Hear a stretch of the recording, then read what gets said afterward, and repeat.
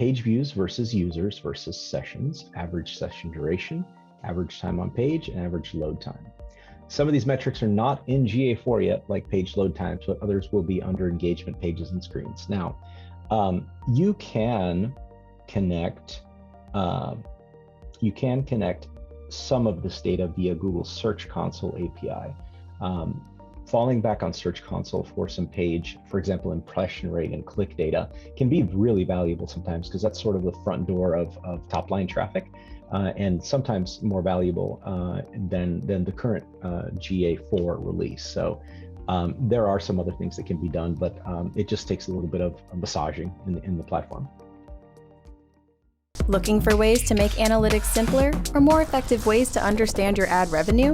What if you could consolidate all of your sources of revenue data into a simple, powerful dashboard? You can with Ramp's new advanced yield analytics, with revenue analytics that are simple enough for executives and powerful enough for yield professionals. Dig deep into your data and get insights on user acquisition and demographics, performances of content and engagement, as well as individual bidder performance metrics. Learn more at www.playwire.com/analytics. Or if you're watching on YouTube, click the link below in the description of this video.